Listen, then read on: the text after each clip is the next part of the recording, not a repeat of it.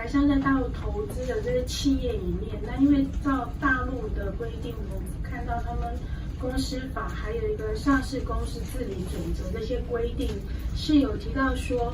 必须在企业里面要去设置一个所谓的党的组织，而且要为他们党组织的活动提供一些必要的条件。那当然，这样的规定设立之后，其实不只是对于台商，对于其他国际其他外商也是有一些疑虑，因为这个的确是会涉及说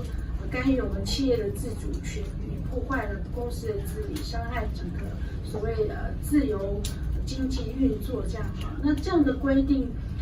我想我们是觉得并不妥，但是我们也有去了解，那目前是没有立即的一个危害，但是后续会不会有其他的问题，我们会密切来关注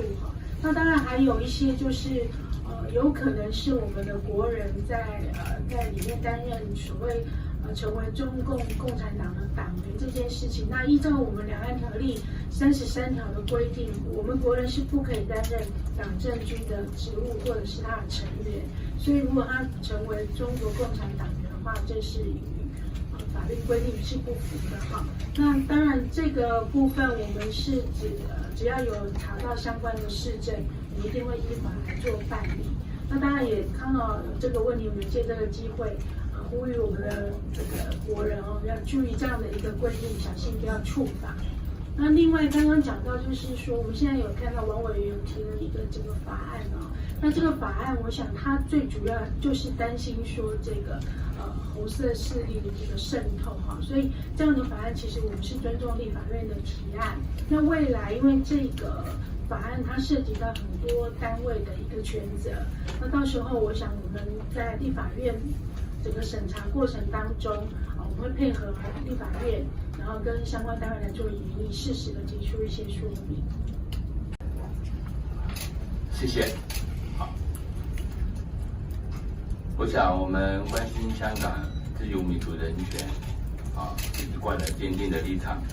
针对香港民主人士黄之锋、周庭、林朗彦等人因去年6月12号包围香港警察总部案遭判刑一事，我们深表关切及遗憾。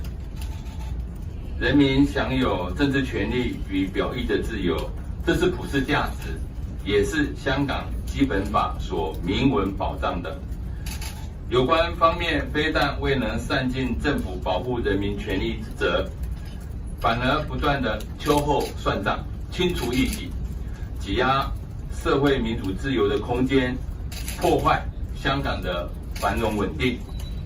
香港社会目前正笼罩在警察国家的阴影下，也陷入了人人自危恐惧的寒蝉效应。